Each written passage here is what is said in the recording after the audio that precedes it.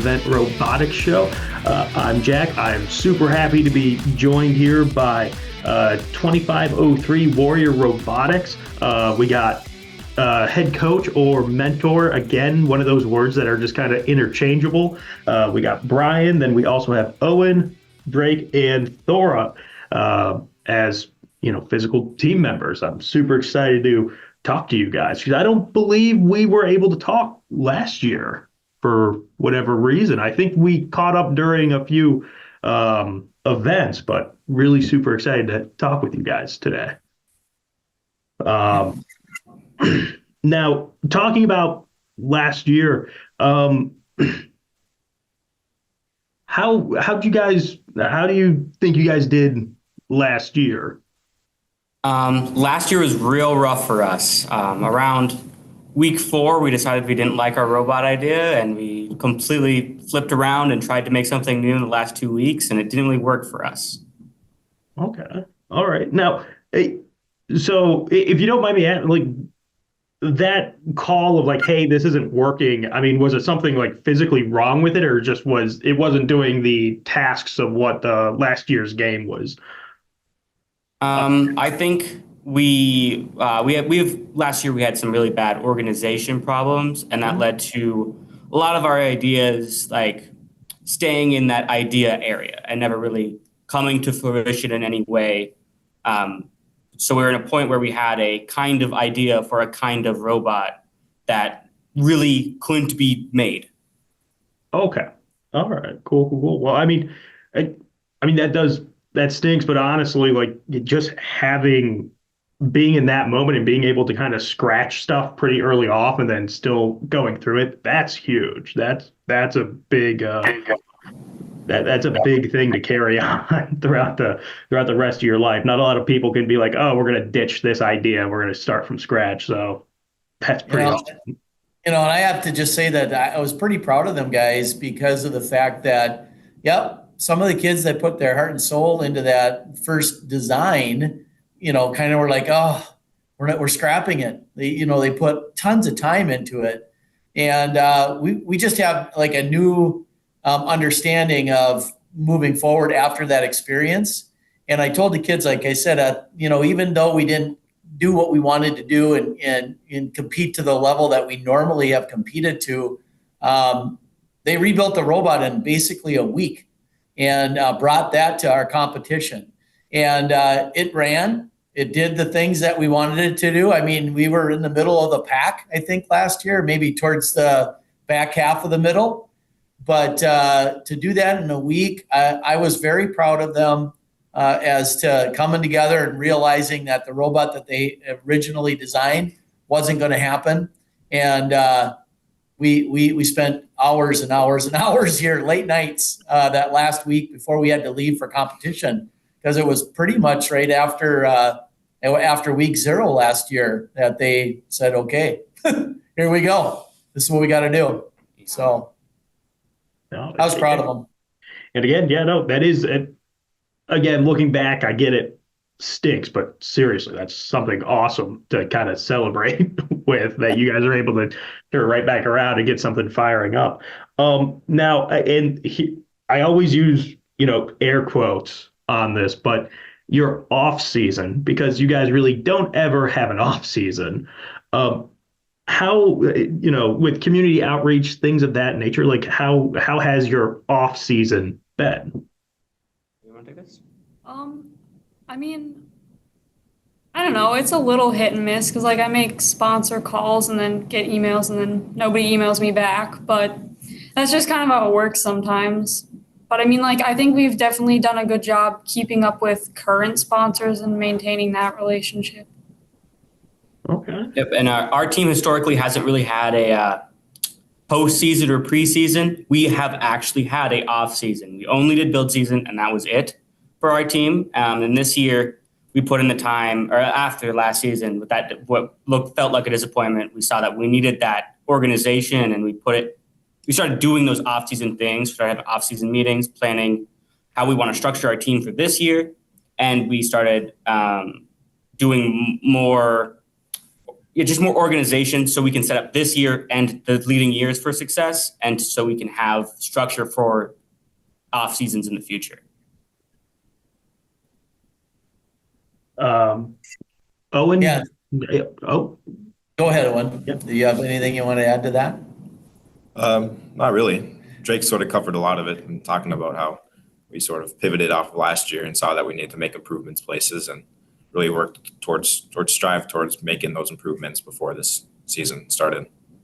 okay. Yeah, and so even with that, the robot that we took to regionals last year, they scrapped that for this off season, and we took built a robot during the off season and took that to our conference tournament up in Babbitt.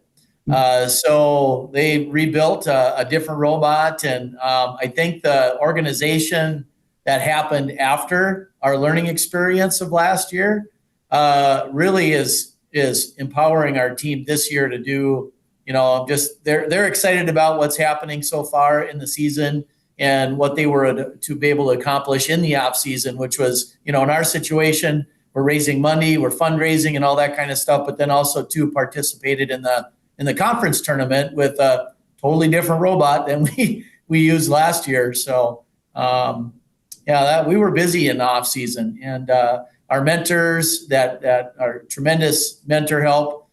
They've been here every step of the way, and that's been fantastic as well. So, No, that's awesome. Now, Thora, you brought up sponsorship and getting in contact with them and everything else. What do you do? I mean, how much of that portion are you doing? I kind of like all of it, I guess. Yeah. So, I mean, I don't know. We've been trying to get some new companies to sponsor us. So I'll make phone calls and then email people. That part hasn't gone as well.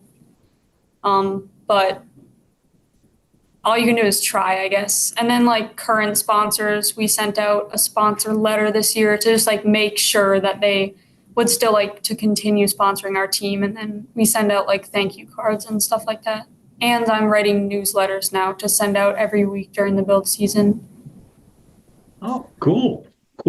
Now, and this is going to be for everybody, obviously, but so how did everybody get into robotics? I mean, how did you guys hear of this and, falling into the parts that you're falling into? Well, my dad is one of the coaches, so okay. I sort of he told me about it and I thought it sounded fun, so that's how I got into it. Yep, and my mother recommended it to me. She was looking through the sports in our school. She found it. She said I might like it. I tried it. I loved it, and I've been doing it since. Really. Okay. I joined last year, so my friend kind of didn't really persuade me. She just wanted me to come with her to the win, and Okay. So I came and I liked it, and I stuck around, and she decided she didn't like it. So yeah, now I'm here. And Brian, how did you get involved with everything? oh my goodness, this is our 17th year, I believe, and we had oh my goodness, I have just loss of. I got to remember the guy that came up. He's around everywhere. Oh my God, I just talked to him too. But anyways, he came up and he talked about the program and said, you got to get this involved. And at the time, I just started engineering with Project Lead the Way, some different classes that I was teaching. He said, this is a great opportunity for kids to have that one more piece to your program. And it kind of ties in with that engineering piece. And of course, I guess you wouldn't know that, but I coached basketball and did all those kinds of things. And so it's kind of, I guess, a natural thing for me to do some stuff after school. And I thought, well, this would be a great, Ken Rosen is the guy. I'm sorry. You probably know that name. Okay. Ken Rosen came up, and it's hard to say no to that guy. And he said, you got to do this for your kids. This is great. So he got us some sponsorship for the University of Minnesota our first couple of years. They gave us $10,000 a year to get this team started. And from there, I've been blessed to have wonderful mentors, which were former teammates of our teams, come back and mentor. And the mentors that we have this year are all former teammates and being on the team, and they just see an opportunity to give back as mentors. So that's been keeping this program going really a lot. And having the support of our school district has been great and everything. But that's how I got into it. I mean, Ken Rosen was the dude, and he said, you got to have this for your kids. And it's been pretty cool. So, and I'll say this, I've noticed like kind of a pretty recurring theme when it comes to like, hey, how did everybody get into it? It's always like, oh, a buddy dragged me into it, or oh, I have family, or like somebody just told me I had to go do this. And I always say like, because I didn't know this existed until like 2 years ago, or really last year. And it's one of those things, once you drink the Kool-Aid, it's very hard not to keep on coming back to the Kool-Aid. It really is pretty cool. It really is. And even a couple of years ago, we had a really successful robot that we built coming off of COVID too. We basically had it was a complete rookie team. Maybe even though we had some kids that were involved even during COVID, our numbers dropped. I think we had 5 team members. And then when we came back, we had a real strong group of problem solvers, and they experienced a really good, we ended up getting into the quarterfinals, or I can't remember what it was, of our regional, and they saw that. And then, obviously last year we had a little bit of a letdown, but we learned a lot. And then now this year, kind of continuing on. So, it just kind of happens. And so when they taste that success, that's always kind of a big indicator too that they want to keep going with it. So 100%. Now we'll get into more of your build and everything else when it comes to your robot this year. But real quick, before we get into that, week 0 scrimmage, which is coming up February 17th. That's on a Saturday. It's actually going to be, you guys are hosting it. So, are you guys planning on anything special when it comes to that week 0, or is it all going to be pretty as normal as possible? Let's just try to do what we got to do. Like it's pretty as normal as possible. Just host a competition, try not to overwhelm ourselves with building a robot and hosting and stuff like that, and make it good for all the other teams that are coming up and competing. Yeah, Thor is working on a what do we call it? A ladies event for some of the gals that are involved with First Robotics. But we see it as an opportunity to kind of showcase. First in our conference has not been here in Brainerd. We've always traveled to week 0. We've always traveled here or there. And we do have a really nice venue in Riverside Elementary. We're pretty excited to have the opportunity to kind of showcase where we've got our sponsors that have been sponsoring us for years are going to be able to come and see. Some of our sponsors have kind of gone to our regionals over the years, but now they don't have to drive anywhere. They're right here in town. So we're excited to have that opportunity. We'll have food for them, and we're just trying to make sure that we don't, all teams have enough power and things run smoothly for everybody. But, maybe if things go well, we may host a conference championship here some year.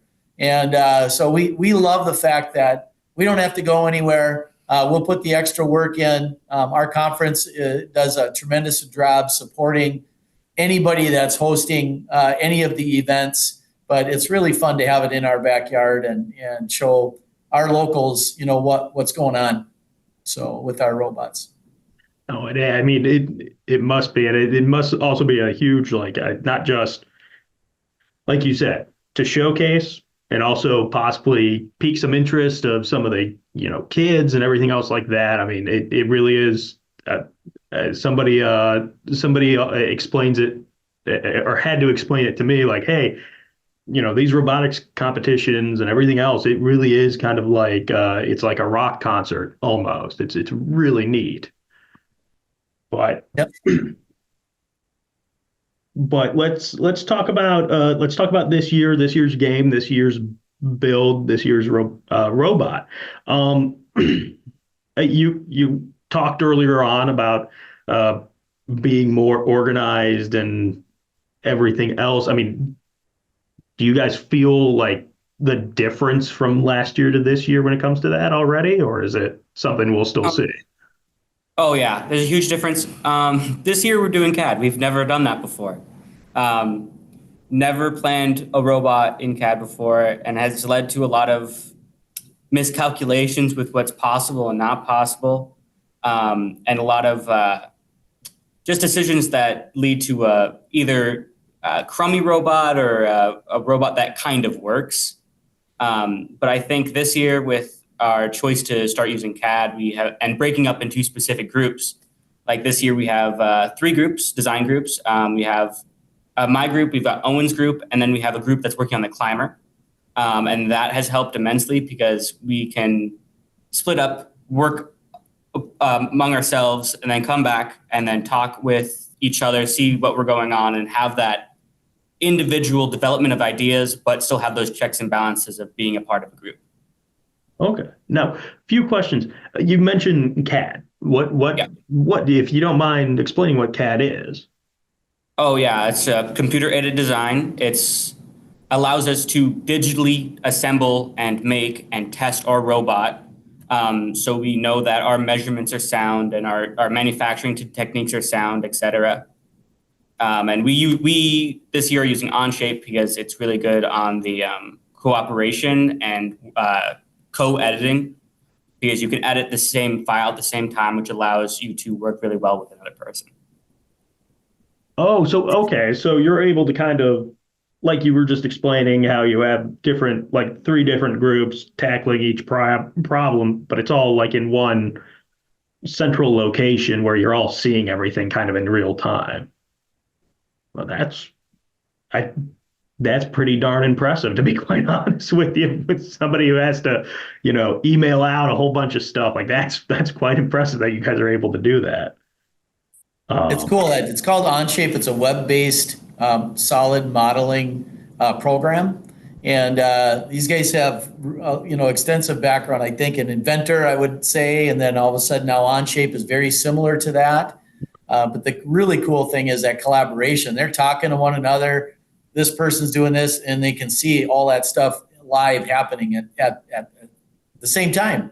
So I would also, too, like to say, just even spinning off this, that organizational piece with our team, we needed somebody to organize that a little bit. And that wasn't me. That was our captains. So Drake and Owen are our captains, and they've been in control, and we've never had captains before. We just basically said, okay, see, if you're a senior, okay, you're a captain. Last year, our kids these guys were voted in by their peers as leaders. And I think that really has helped, a big portion of the whole process as well. So I think that leadership has helped organize things. And then, like you said, they've got 3 different groups working on this problem, and they're all making tremendous progress. So that I can see at this point. So. Okay. Well, then that brings me to another question. I mean, you 2 are the first voted on captains. How does that make you guys feel? Well, I think it's a pretty cool thing. It just shows that we're advancing as a team, and it's not just sort of all over the place, and that we actually have more structure. Like we have different teams and stuff like that. And Drake and I and some of the mentors will get together and we'll talk about problems that we need to fix. And I feel like it's very beneficial to our team, and it's sort of cool to be a part of that process. Yeah. I think that I'm just happy that our team's not stagnating anymore. We've been performing very similarly for the last 17 years. So it's nice to see that there's some change happening. So. Okay. That's awesome. That's awesome. That's awesome. Now, this game Crescendo, it's, to me, watching the video, watching all the other stuff, it looks crazy. It looks really difficult. It looks like there's a whole bunch of, I don't want to say problems, but hurdles that you have to sit back and really think about and design for and all that stuff. It sounds like you guys already said, you kind of broken yourself into three groups to tackle those problems.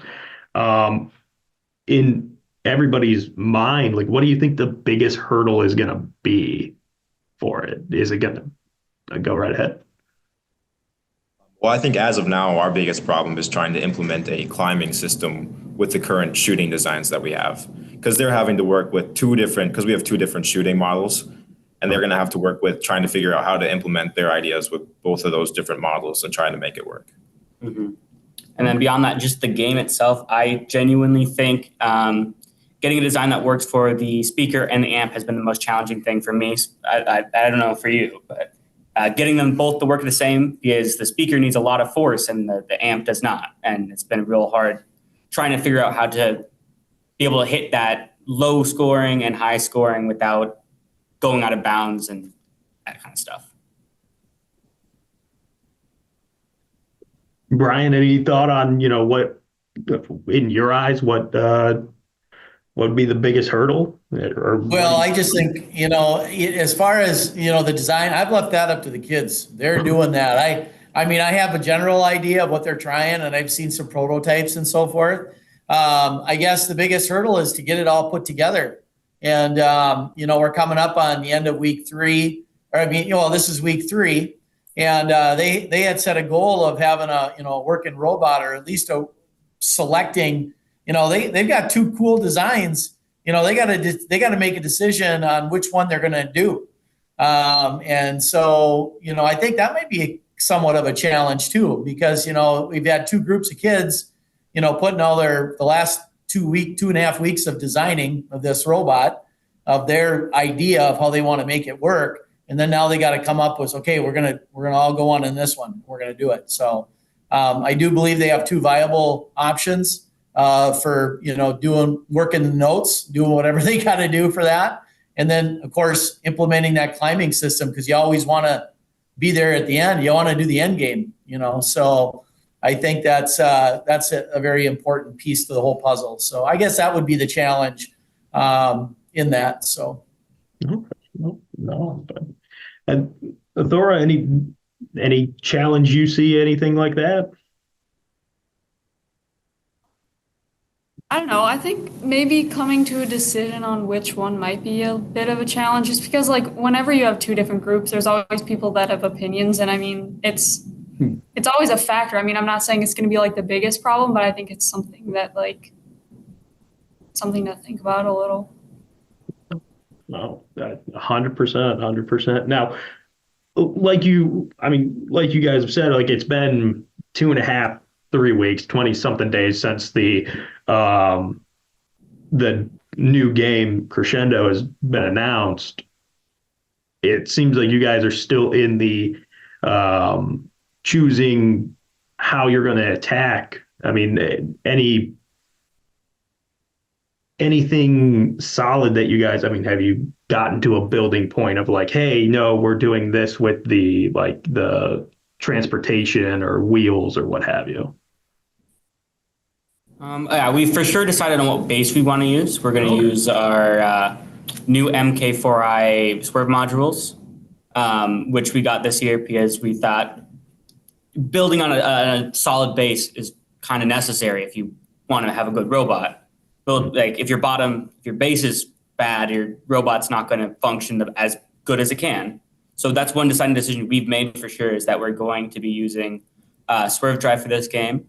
I think another thing our designs have in common is flywheels to move the notes, shoot the notes, and overall, how we're going to manipulate the notes are very similar. It's just the goals we've decided are important are slightly different.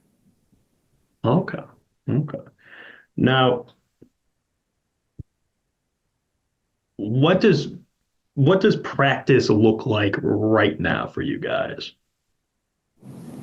Well, I think within the week we're gonna have swerve drive moving, because we got that shipped in last week, put together last week, and I think it's gonna be up and running this week. And we're gonna have our our driver, who we selected during our conference tournament, set up a course for them and have them start running around, moving around, getting familiar with how it moves.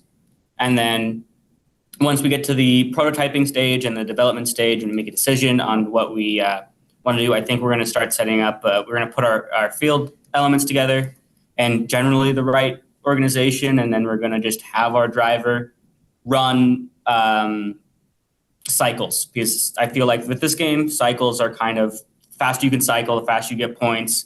It is kind of the meta of this game. Okay. All right. Now, last question for you guys. I know there's so much more stuff you got to do and everything else, but as of right now, what is a goal for this season for each of you? Like, if you have your own individual, great. If it is more team oriented, fantastic. If it's robotic, fantastic. But Thor, what about you? What is an end goal for you? I would say just like get some more sponsors, because like it would be really nice to just like have someone to like call someone and then email them and just have them like actually say yes. Like it would just feel so good. So like I'm just gonna have to keep working on it and just keep trying, because like all you can do is ask, and if they say no, just move on to the next phone number. I believe you me, I understand what you're saying there. So yeah, that's always good. More sponsors is always fantastic. Drake, what about you? Well, since me and Owen are seniors and we have quite a few of our team members are seniors, I just want to be able to leave the team in a stable state. So next year won't be a struggle, and that there won't be like a power vacuum left behind or information lost and that kind of stuff. I just want to be able to leave the team in a better shape than I found it. Okay. Owen? Well, I think the end game should always be Worlds, make it to that next level of competition, because our personal team we've never made it there, and it'd be really cool to make it. But for a team aspect, it'd just be nice to leave the future of the team in a good place going forward so that they have that opportunity to be successful in the future. Perfect. Now, Brian, being coach, being mentor, hearing all of that, I mean, that must be an awesome thing to hear. But yeah, go ahead. Oh no, I was going to say for you, what would your end goal be? Be that season wise, or even what the students are taking away from it. But go right ahead. Yeah, I mean, I think I love the fact that Drake said we're going to leave that team better than we left it. I always have a goal. I just like will our group work well together? Do they enjoy coming to robotics?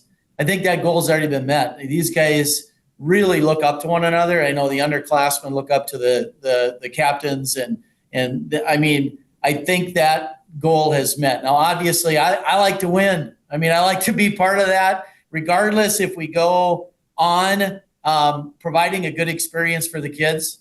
We go to regionals. Okay, if we win, awesome. That's a great goal, but it's not the be all. I think just having these guys have an opportunity to experience being a part of a team, enjoying one another, and having a good time. That's a huge goal of mine for my kids. Like I said, but I'm a sports nut. I like I like that challenge. I like to win. There's no doubt about that. I get pretty revved up when we're at our competitions. But just because I know it's fun for the kids, I want them to get down there. Last year we were like, oh God, we didn't make the finals, the championship rounds.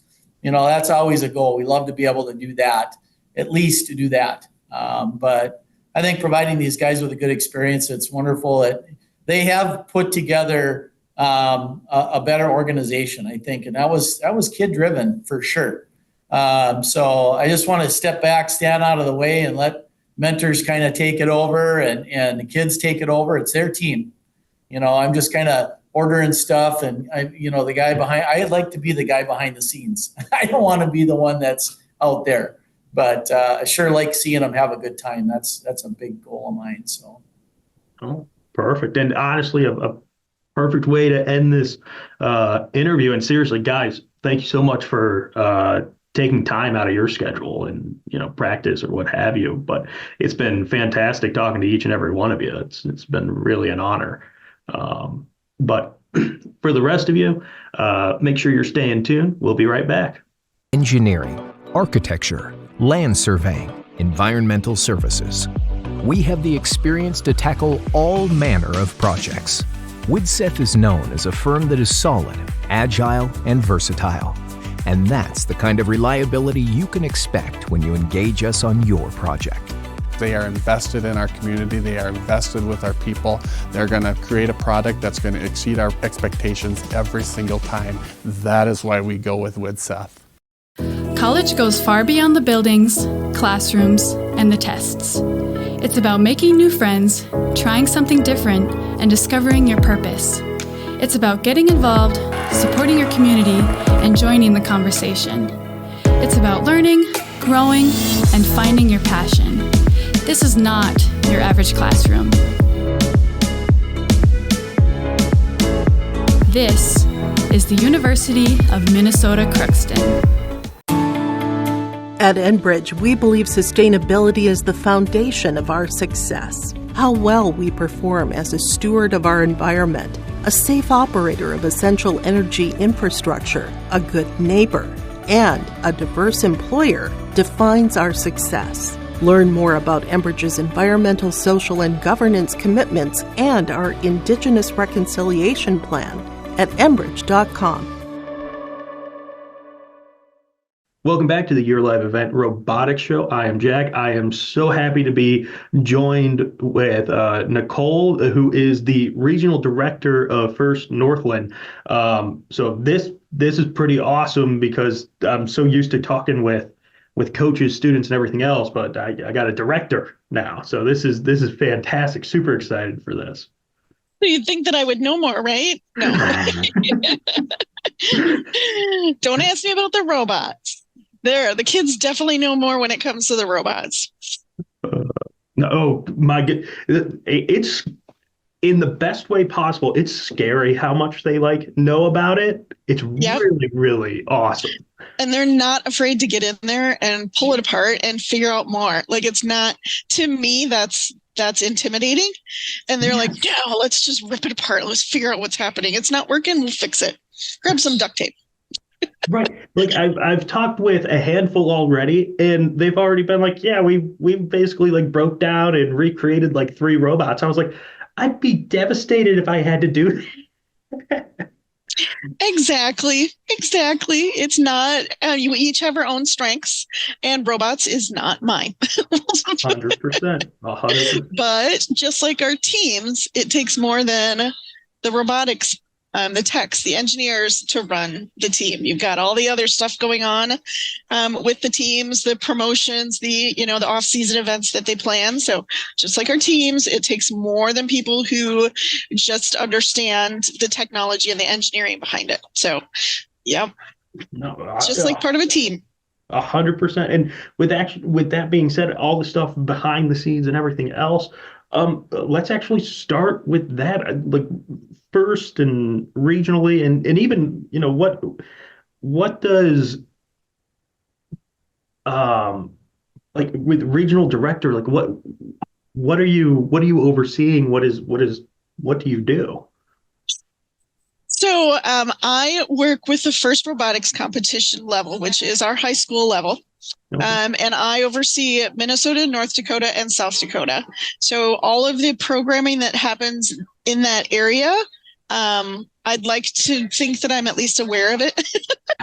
I'm sure there's plenty going on that I'm still learning because I've only been here a couple of years, but just to make sure that our teams and our programs and our activities and events are supported. I also plan the 5 regional events that happen with a great deal of support and assistance from our regional planning committees. And actually, I would flip it around. It's probably them planning it, and I'm supporting and assisting them in the planning. But between all of the other groups and what we call hubs for our robotics teams. We take care of everything that happens that supports the FRC teams in Minnesota. So I do a lot of meetings and a lot of phone calls and a lot of emails, ordering, catering, making sure we have enough space for our fields, all that kind of stuff. No, perfect. Now, you mentioned the big like four tournaments. What are the big four tournaments for those of us who don't know? So we have, for years now, we have started out our event season. First robotics competition has a 6-week event season. And for years, we have had what is called a double regional at Duluth. So a regional is typically 60 teams.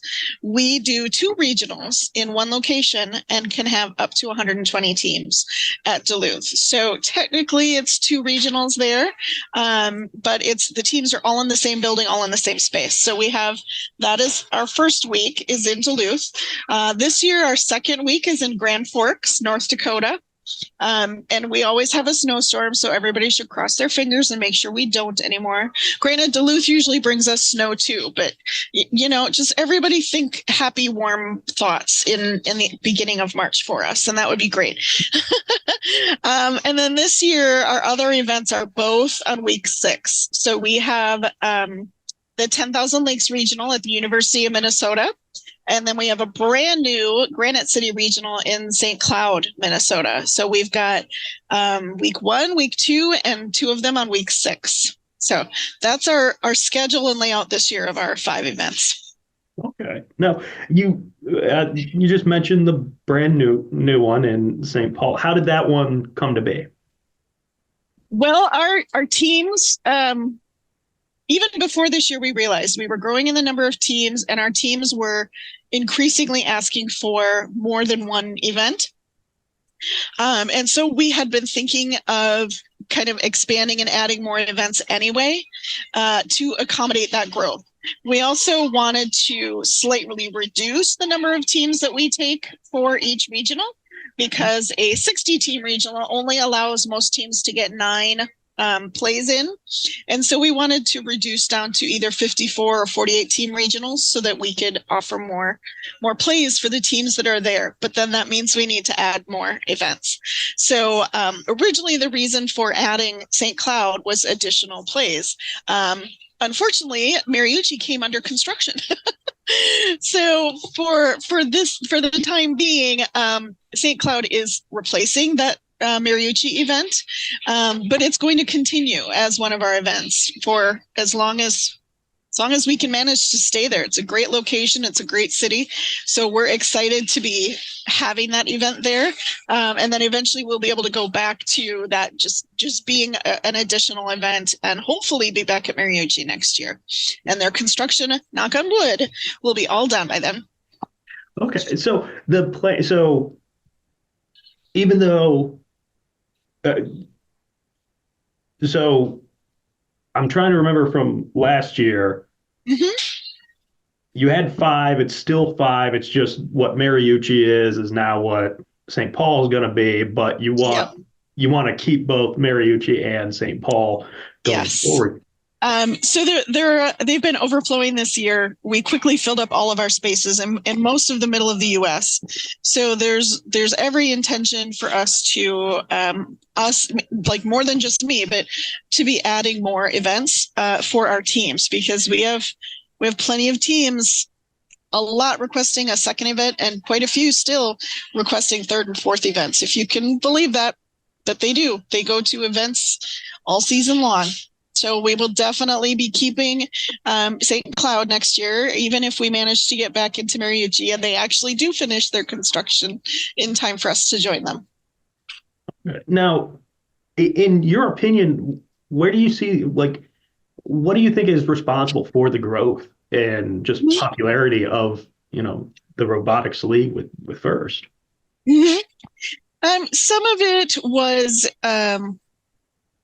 I guess I could say this is somewhat related to COVID. So before COVID, there was plenty of growth happening and plenty of team development, and teams were starting to get to the point where they felt confident enough to request multiple events.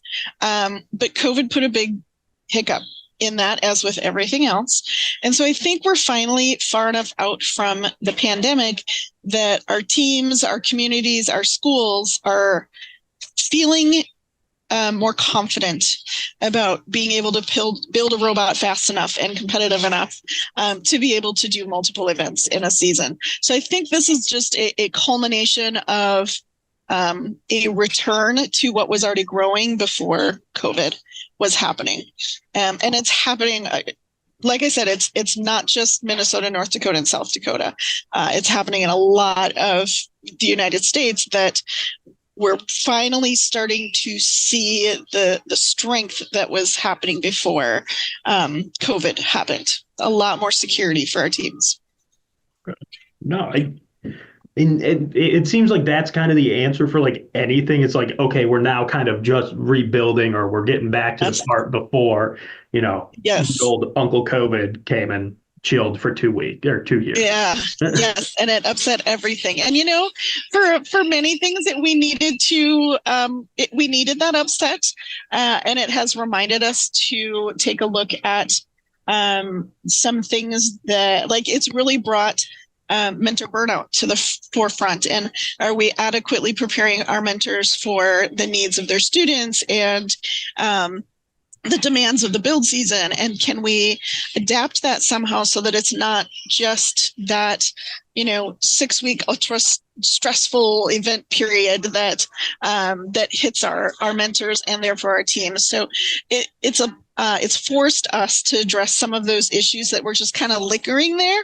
And COVID brought them to the forefront for us. So it was a good disruptor. We needed it, but it definitely has been felt as everywhere, including our teams, our coaches, our students, our schools, our communities. Right. Now, you brought up, you were just saying how it put a spotlight on like the mental health and all that, Yes. the burnout and all that other stuff, which sounds like you have a lot to do kind of with, or at least you're conscious when it comes to not just the students, but also the mentors or coaches. Again, it's one of those Absolutely words. Anything else going from or coming out of COVID? I mean, has there been any big changes when it comes to how you would deal with mentors or anything like that? Yep. So I do think that it has, after COVID, it has made the conversations about mental health in terms of our mentors and our students more acceptable, more open. It has made it possible for us to have these conversations without the discomfort maybe that existed before.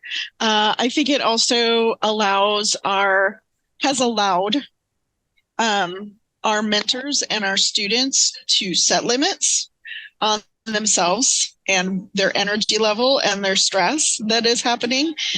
We have hundreds of crazy, just absolutely amazing mentors, but we have one specifically who has been vocal about taking care of his own mental health needs, because if he is taking care of his mental health, that gives his students permission to take care of their mental health. And as a team, they have advocated for, there's at least one night a week where they do not ever meet for robotics, even during build season. That is considered their family night. They also many of our teams are in their build space for hours and hours on end. And their team has set a boundary of 8 p.m. They need to be done with practice at 8 p.m. every night during build season. The rest of the time, they don't necessarily have to be there that late, but the deadline is you have to be out by 8. And so I think that with mentors like him leading by example and not afraid to share, it has brought up the conversation. It has also encouraged our mentors to ask for more resources. How do we take care of mental health for our students? What do we need to know? What resources do we need to have access to? Who can we direct them to? How can we make the atmosphere in our workspace more supportive, less stressful? It has allowed us to have conversations that would have been very difficult to have in the past.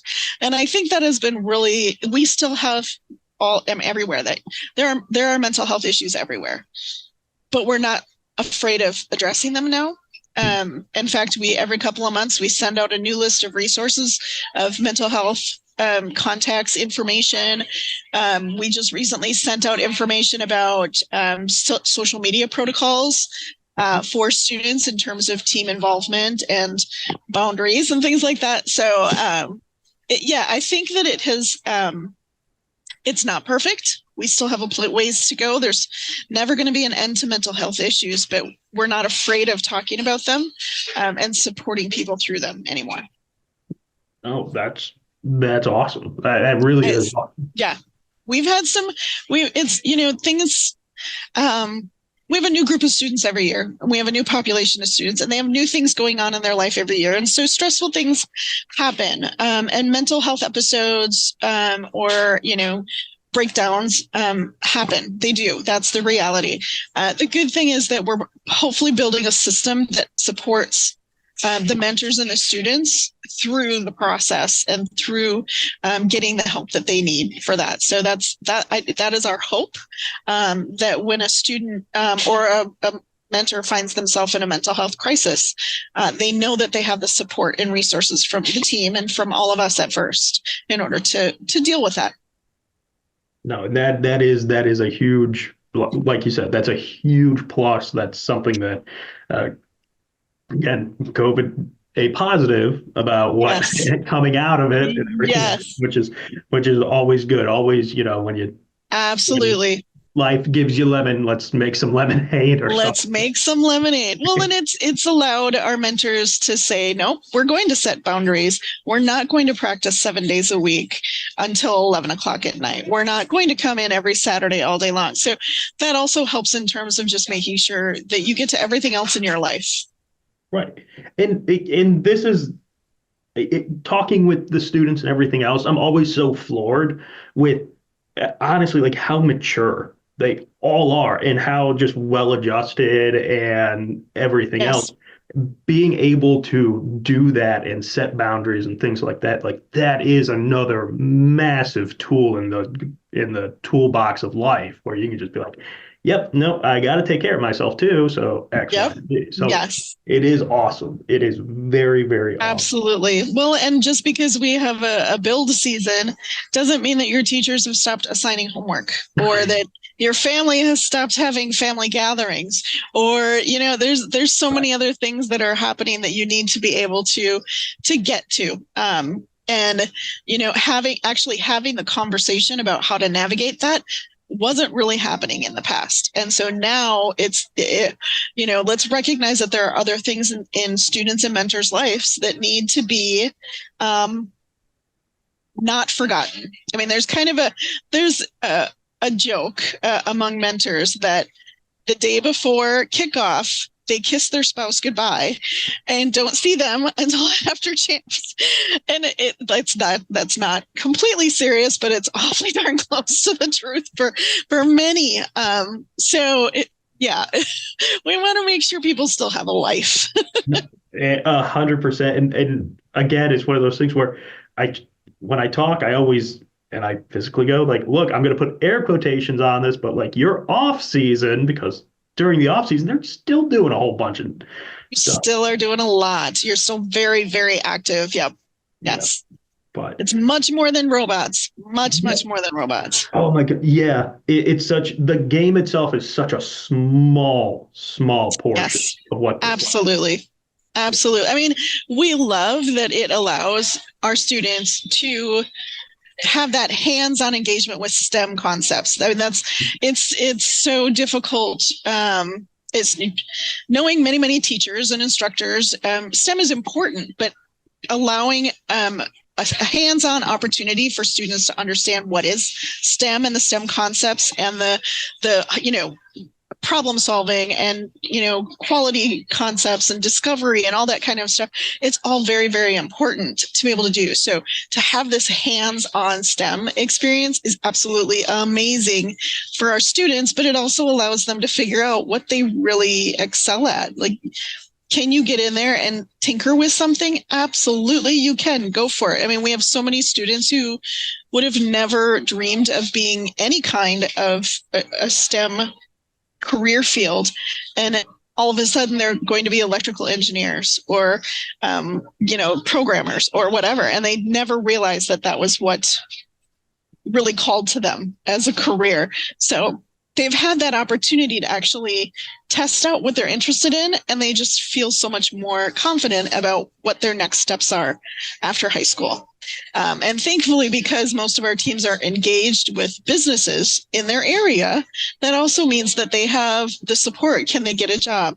Does that job provide a scholarship? Do they have local education opportunities that you didn't realize existed before? Can your business send you back to school for your next level of degree?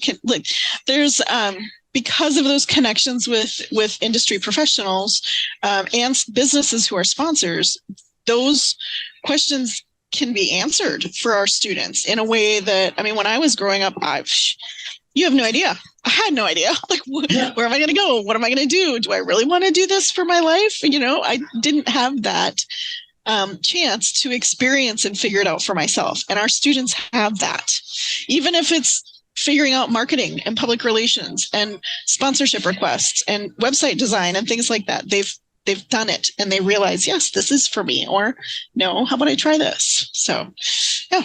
No, and 100%. And again, I feel like my entire time talking with you, it's like, oh no, I've heard all of this. And again, one of those things last season during, I believe, Worlds, I was talking with teams and everything else, and they're going all over the place and everything else. And one of the teams had the ability to go to Boston Dynamics.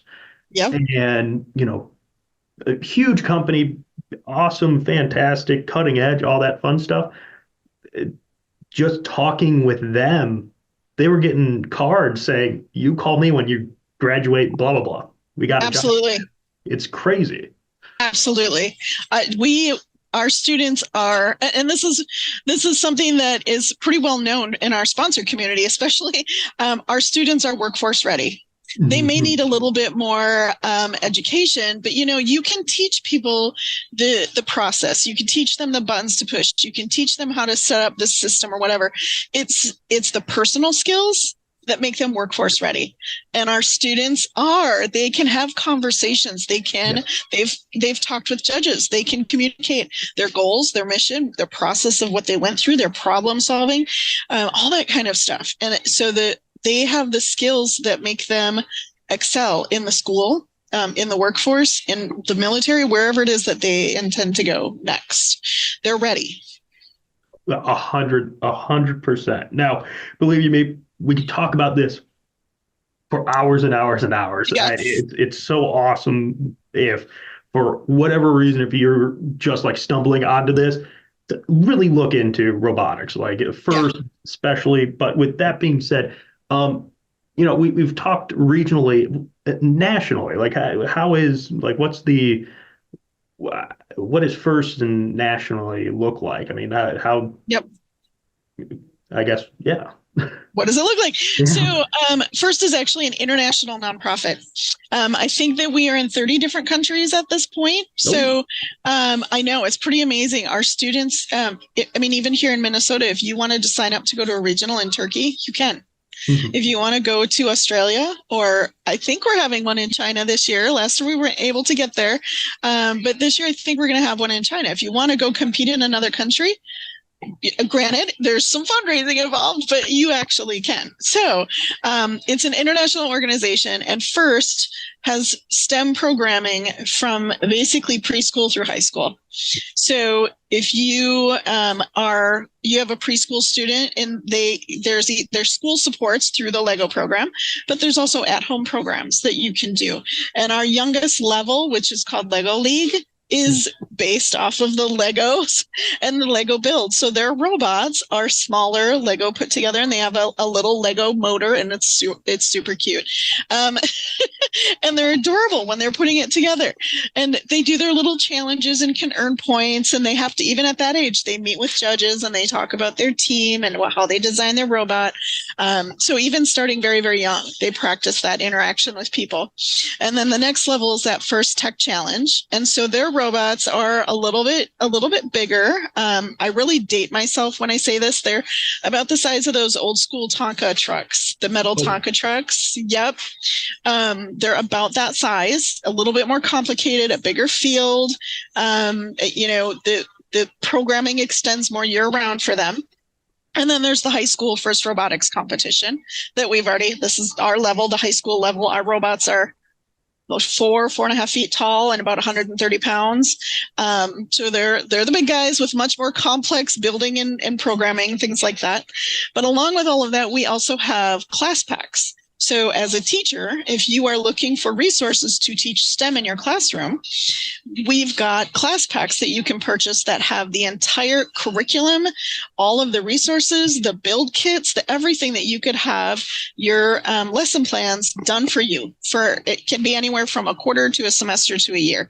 So you can just purchase the class packs for your class, and all of the instructions and the curriculum and everything is part of that. There's professional development that comes with it.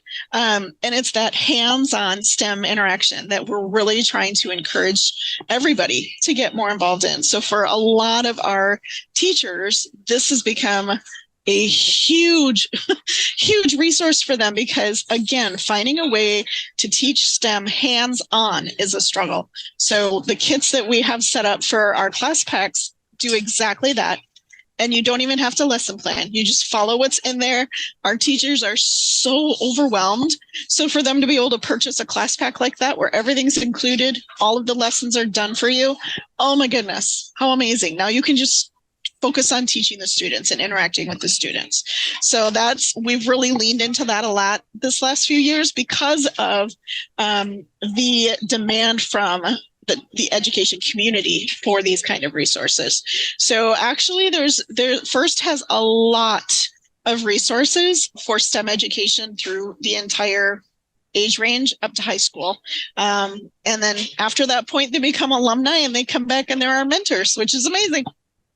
Yeah, no, absolutely. That is always awesome. You definitely graduate out of it, but you never really leave it. It seems like you're always kicking around some which way or. Absolutely. Absolutely. And we make sure that our volunteers who are part of the program, we're constantly tapping into that alumni crowd because at some point every year, we have more alumni coming up. And eventually they get to the point in their life where like, yep, I want to give back and this is how I want to do it. Okay. So does that look like team involvement? Does that look like event planning? Are you part of the planning committee for our regionals? How does that look? And that keeps everything fresh, up to date, current. We're not just stuck in ruts. We've got students and alumni coming on board saying, oh, hey, this is what we're talking about now. How do we take care of that?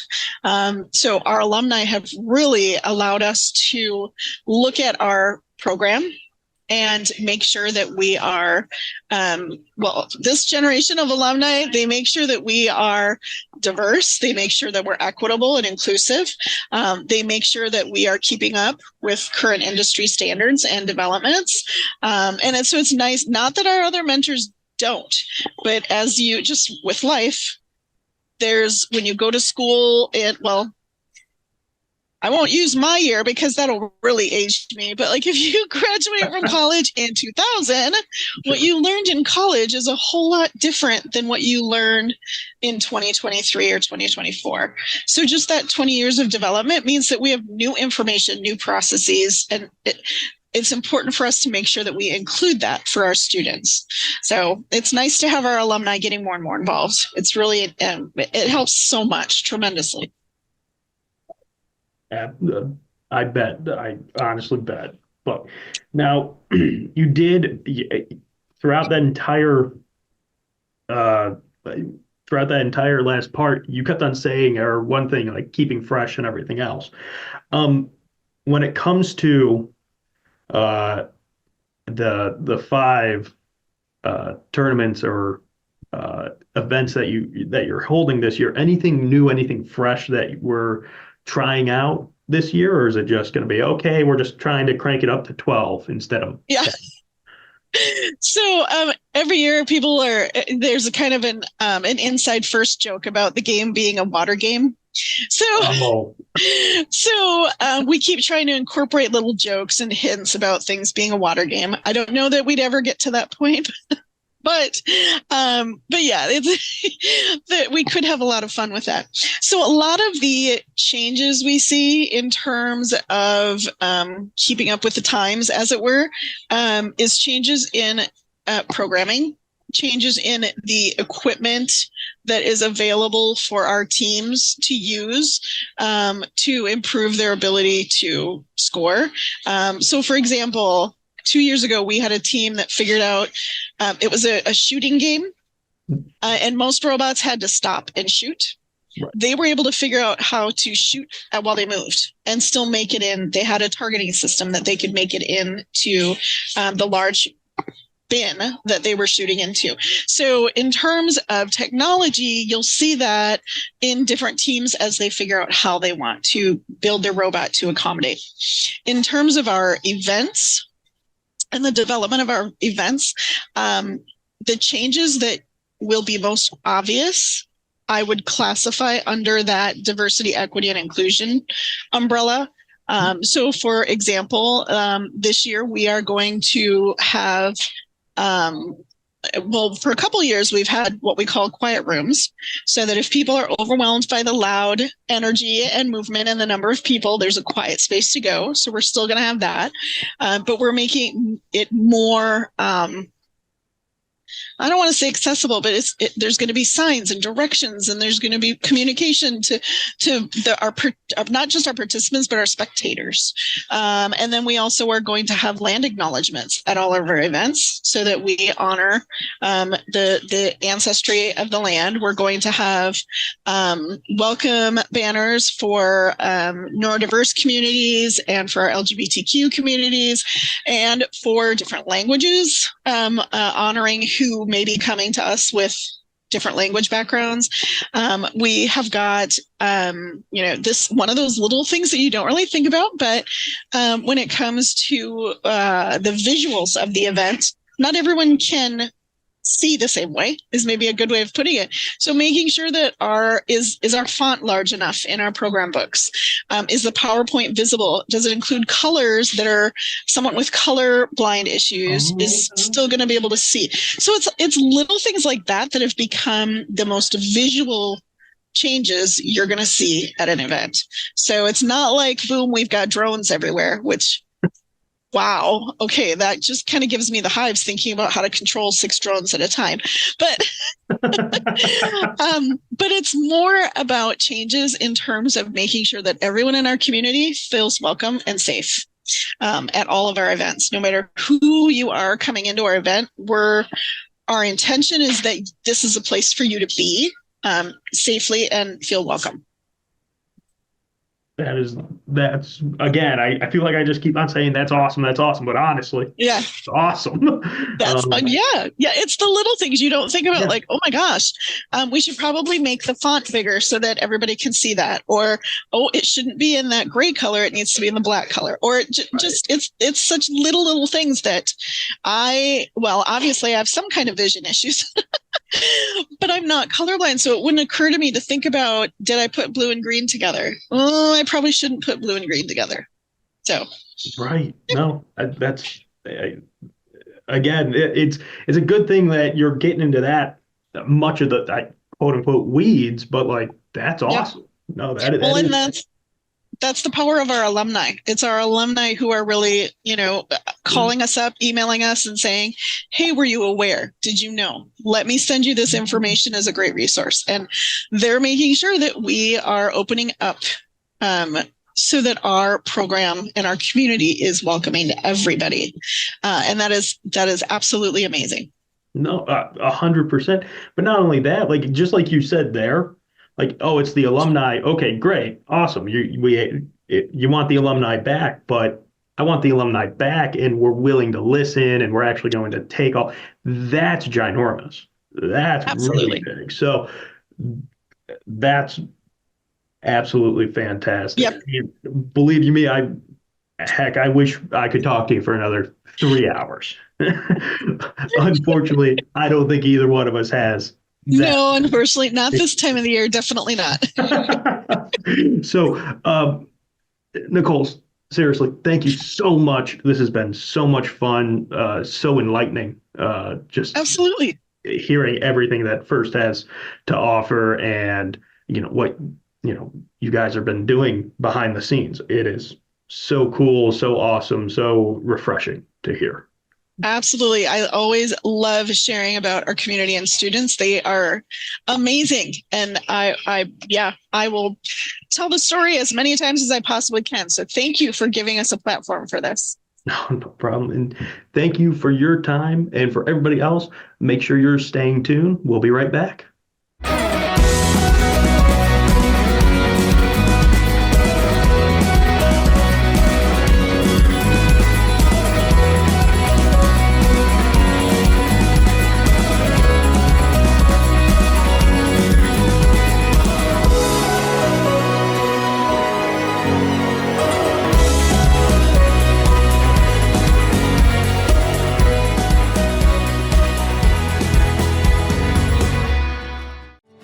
A foundation forged in their grandfather's shop. Matt and Mike Martins know firsthand the value of quality machinery. At Martins Welding and Machine, they rely on 3 generations of knowledge and expertise in creating quality products for farmers, ranchers, residents, and businesses across North Dakota and beyond.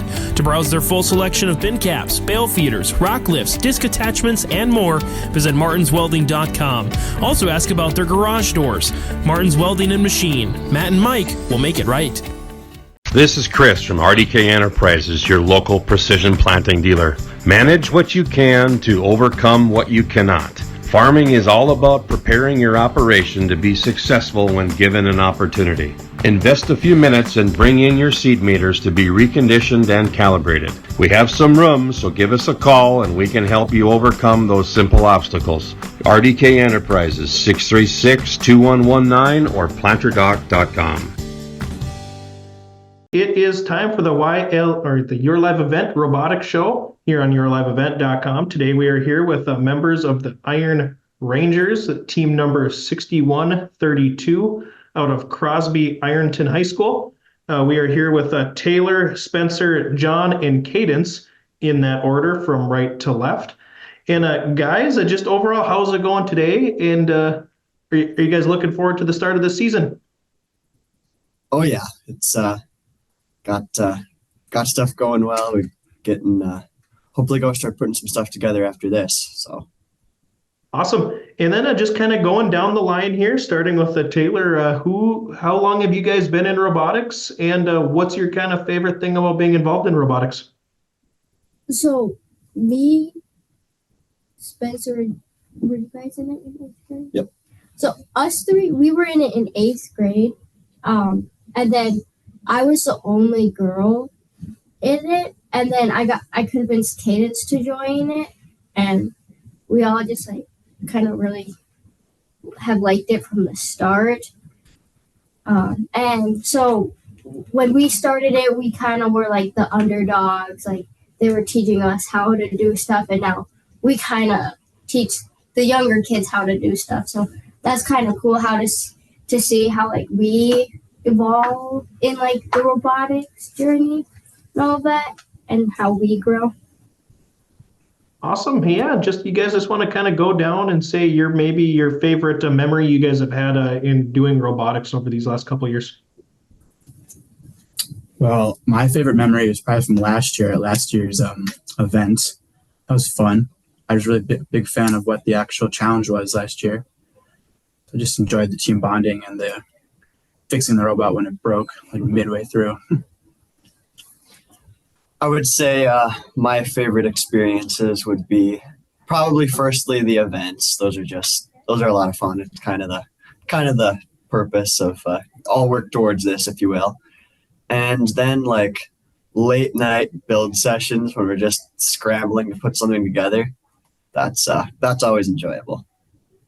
Yeah, I would have to say same. Like the live in-person events are really fun, and to see what other people come up with and create is really nice to see.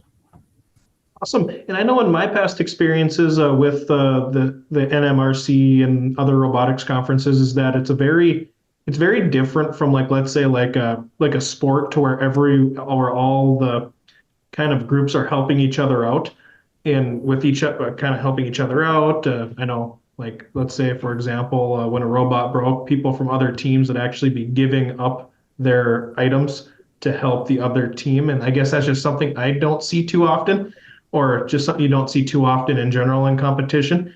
So I guess that was always one thing I know I found interesting about that. And yeah, I mean, it seems to be a very interesting group. And just overall, how old is your guys' program over for the Iron Rangers? I want to say this is our 8th year, I think. Sounds about right, yeah. Yeah. We is it safe to assume you guys are kind of like the leaders of your team nowadays? At this point, yeah. We're kind of the and you guys mentioned with moving into that leadership role, have you guys how has I guess robotics changed since you guys first came in, kind of as you said, not knowing too much, but how has it kind of changed moving into a more senior role and teaching other students? I would say, honestly, I've just gotten more serious with it. You know, like I want to be here all the time and I want to be super involved in like designing and actually then building and such, when before it was kind of do what I could when I could. But at this point, I kind of know what's going on and can actually take charge for a lot of it. So I know it's still early, but has like a robotics kind of influenced you into doing something maybe kind of similar to robotics post high school? I suppose I was kind of thinking some sort of engineering before robotics, and I'd say I'm still thinking that. But well, the rest of you. It's been good to, I guess, actually kind of use some hands-on, like some CAD softwares and such that would actually be, you know, a little closer to what a real engineer would do. How about the rest of you guys? I would say that it's definitely helped to influence. I do want to go for business, so not necessarily in that technology field, but definitely like the leadership roles I see myself taking on in the team definitely helped like kind of affirm what I want to go to school for.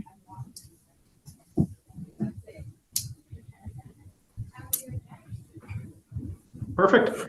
And just taking a look at your guys' team name, the Iron Rangers, how did you guys pick out that name? So we, Crosby Ironton here is located just on the, I suppose, be southwestern tip of the Minnesota Iron Range. So in our school, we're always the Rangers. So I mean, I guess none of us would have been around for the naming, but I'm assuming it was just kind of a logical choice. Perfect. And how many people are a part of the Iron Rangers this year? That is an excellent question.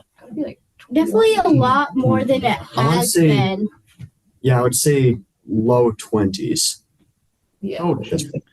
Yeah, I was going to say, it seems to be a pretty big group of people. Do you all like do you have like multiple teams? Do you kind of have the one team and then kind of flip flop, or do all 20 kind of do it at the same time? All 20 are kind of there at the same time. We might be working on different individual projects and such, but it's kind of an all hands on deck, you know, one team, one robot kind of thing. Yeah. And not everybody can like show up the same days, and like we have like prior commitments. So that definitely helps. So it's not like everybody's crowding around the robot at once. Yeah, I know the younger kids, they kind of just do what they're told to, and like us, like we're kind of more on building the robot and all of that. But I think we all do a good amount of work. We all contribute to everything, and we work pretty well with each other. Okay. And what would you guys say your individual roles are? Are you guys like are each of you more of engineer aspect? Do you guys like the driver, the spotter? Like, what would you guys say your individual roles on the team are? Let's see. So this year I've kind of been, I suppose I was pretty hard into design last year, but this year I'm like, so far I'm like totally design. We've drawn our whole robot out in CAD, everything we want to do. And pretty soon here, we're going to start cutting pieces, and I'll be involved in actually, I guess, manufacturing and then assembly and such too. And then we're going to have to see how we want to do it this year. But last year, myself and another one of my teammates, we drove the robot together. So I was involved on the field with the driver role too. I am like safety captain. So I make like slideshows and stuff to make sure the team follows certain safety protocols. And then I also work on the bumpers. So like sewing them and like kind of putting them together. Okay. I've had similar roles over the past couple of years. As of just last year, I got a new role, which was keeping track of all of our spendings on a nice spreadsheet. I worked on merchandise, kind of getting us shirts and sweatshirts and things to hand out at the events. And I've put a little bit of effort into the safety, but not as much as Cadence. Okay. Yeah. I this year I worked a little bit on designing like the sweatshirts and stuff last year, but this year I'm doing more of the design and like making like merch and ideas for that. And sometimes I help like build the robot. I did the wheels and like I just kind of float around. Okay. And I guess what are some skills that that robotics have taught you? It doesn't necessarily have to be on like the engineering side. Like I know Spencer, you mentioned that kind of you handled a lot of the finances and different stuff like that, and so it might have taught you how to like do some financial stuff. So I guess what are a couple of things that each of you have learned from robotics over the past few years? I suppose I've learned a lot more about CAD softwares just pretty recently here, done a lot of that. And then I suppose overall kind of manufacturing processes, like I suppose CNC and such like that. And also I guess working with people, it's just, I mean, communication. I didn't, not know how to communicate with people before I went into robotics, of course. I don't think anybody would say that's true, but just kind of strengthens and reinforces. Okay. I would say like the process, I've definitely learned a lot more about it because like, I mean, when you see stuff as a kid, you're like, yeah, that obviously was like put together, but you don't really realize how it's done. That and just like how precise measurements need to be, kind of really learned that one this time around. Well, going back to the financing, it's definitely taught me some organization because we spend a lot on our parts and stuff. And it's also taught me, I don't know how to explain it, how to communicate and work with younger kids that aren't exactly similar to me. Mm-hmm. That's good. Yeah, I guess I didn't really like realize how much work it takes to build one of these robots and like every precise thing and like everything it takes to build a robot. And it's not like it's a group effort and we all have to work together. And like you don't really necessarily have to be like a nerd to be in robotics. You can be like anybody could be in robotics because we have like different roles and we all kind of have to work together. Okay. And I guess you guys just want to tell us a little bit about the competition going on this year. I know it changes every year. I know last year was kind of like putting like bricks and different, or not bricks, but like different items on different platforms and cones and kind of moving cones around. But do you guys know a little bit about this year's, I guess, event or game you guys will be playing? Yeah, it's going to involve shooting these kind of rubbery foam discs. I'm pretty sure they're like a foot in diameter, and there's a couple different targets for them. One of them is like I don't have the exact names of the pieces, memorized yet. But I know there's like the amp and the speaker. Which is which, I couldn't tell you. But I just know there's kind of there's one with a tall opening up there that you have to shoot up and into. And then there's another one that stands kind of vertical like that. And the note, which is what the game piece is called, has to like slot in and go down into it. And that's the other part. And then I know what that part's called. In the center stage, there's a chain that you have to hang on for the kind of climbing aspect that's usually in a game. And then you can throw one of the notes on the mic. Oh yeah, and then there's always the human player part, and that's this one. It's going to be throwing the little notes onto a pole. I call it the microphone, I believe, and that gets bonus points and whatnot. So. And what part of this game this year do you think will be the most like a difficult thing to kind of navigate? Let's see. I would say the most difficult like field element would be there's like in the center stage where the chain is, like once you're up on the chain, you can attempt to put a note in like a little holder for it. It has a flap that has to be depressed in order for a note to slide in there. Which is, I guess, just in terms of actually completing a task, that's going to be the most difficult. I'm thinking with this game, like quick cycles are going to be big, going to be important, and making sure you can cooperate with your other teams to like amplify the speaker, or vice versa. However, that's said to be, it's going to be important for this year. Awesome. And then I know when it comes to preparation for these events, getting a strategy is just as important, I'd say, as even building a robot and getting a robot that kind of works. So I guess you guys just want to tell me a little bit about that, the process of kind of building a strategy. How do you guys build up a strategy before a meet? So this year it was kind of, we really looked at, I suppose, what was going to be, I guess we always kind of start with points, like in this case, it's like 2 points for the big tall thing, and it gets either 1 or 2 for the kind of vertical thing where you put the note in there. But then having your speaker amplified, I might be using the wrong terms here, but however that is, having that amplified is going to be a big deal. So we wanted to be able to place the notes into the vertical piece and also shoot into the tall piece.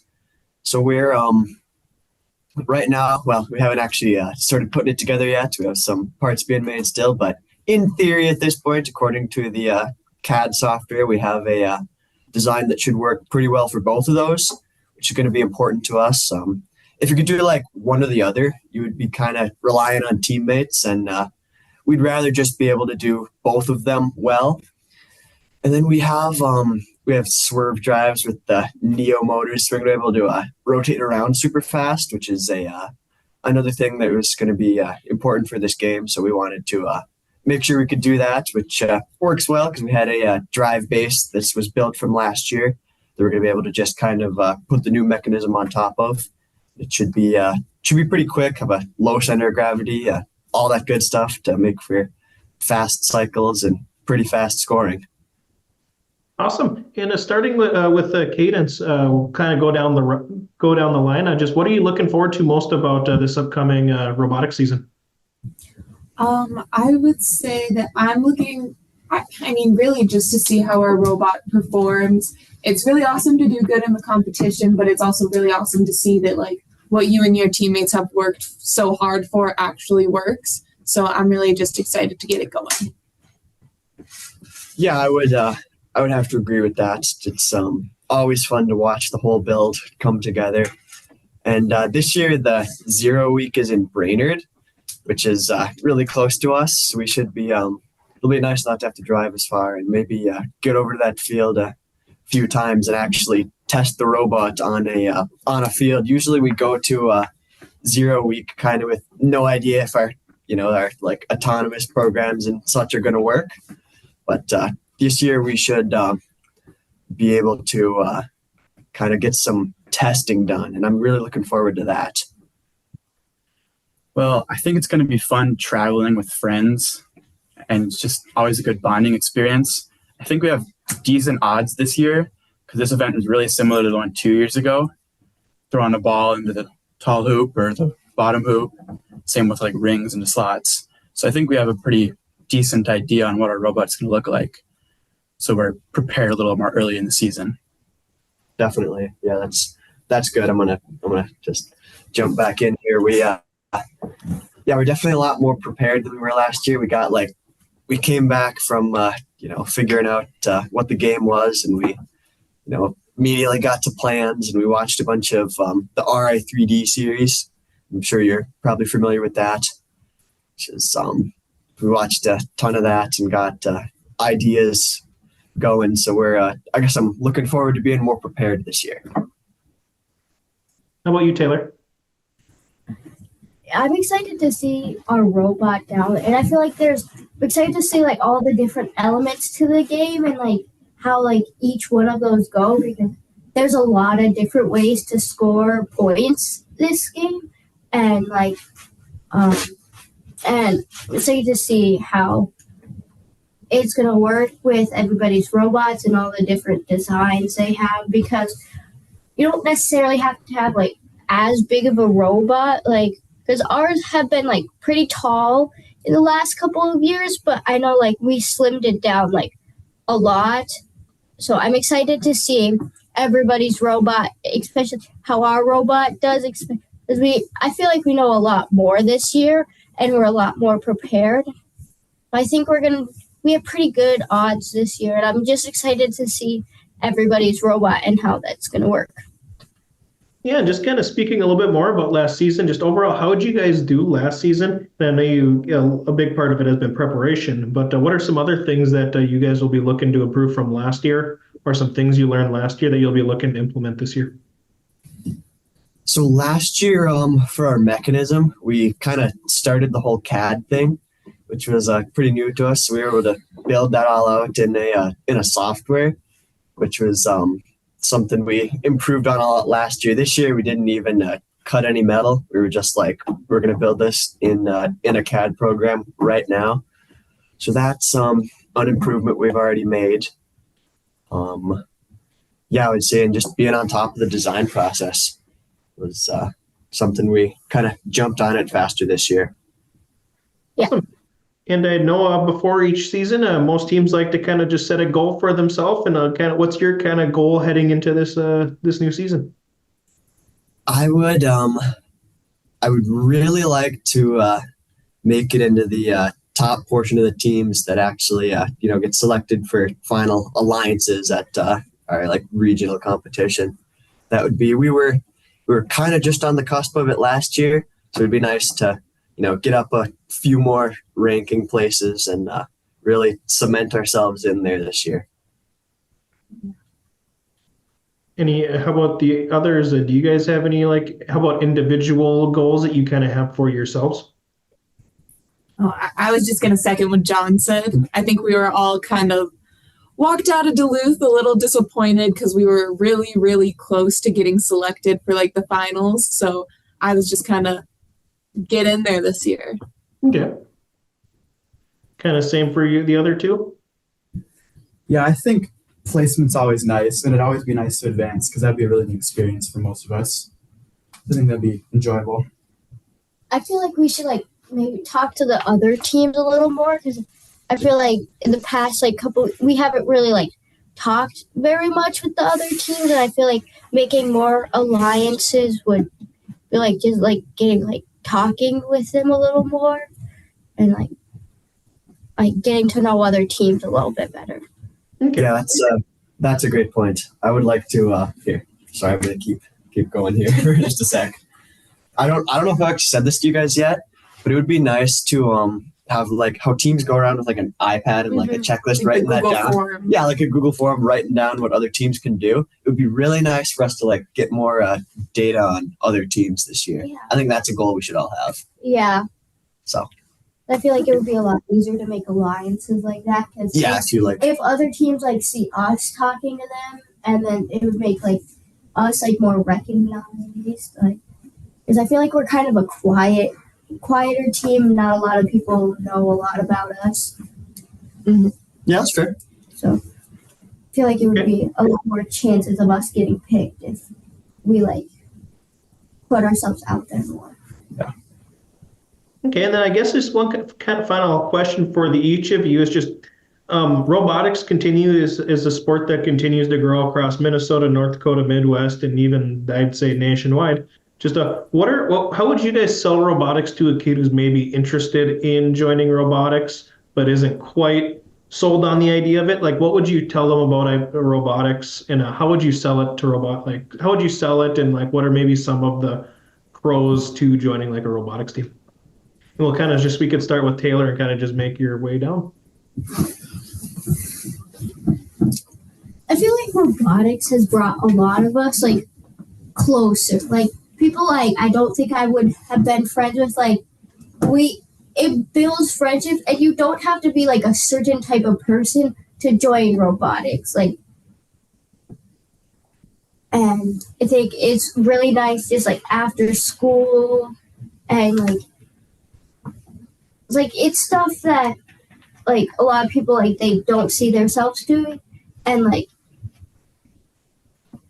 it's very it builds people like together, and it's like you work as a group. Nobody's really like singled out. Like we all kind of work together, and like nobody's left out, and we all get to like go, like we all go to Duluth, and like even if like you don't have any friends in robotics, like you make friends. We all kind of just get along. Yep. How about you, Spencer? I think it's good if you're innovative and you're creative. You can kind of just put your mind to something and make that. If you have the resources and the team to do it, you could definitely make something that you just wanted to make. I'd say fun factor. I mean, it's a lot of fun for me. I really do enjoy robotics. It's I guess one of my favorite things is like kind of a practical application for, skills you might have.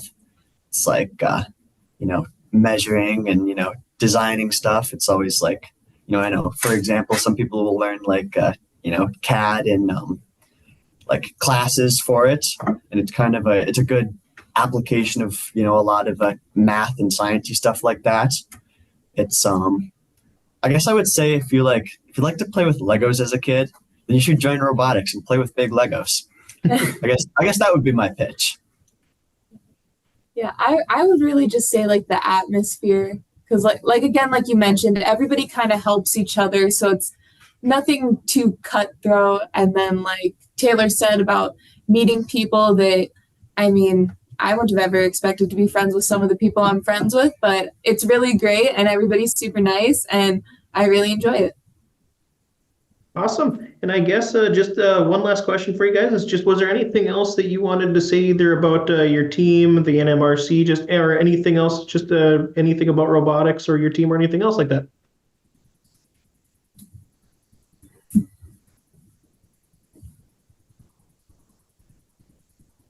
I think we covered most of it. Perfect. Perfect. Well, if there's nothing else, you guys have been watching the Your Live Events Robotics Show on yourliveevent.com. Tune in next week on Saturday at 3:00. Again, this was the Your Live Events Robotics Show. We were here with Team 6132, also known as the Iron Rangers from the Crosby Ironwood High School. Thanks, guys.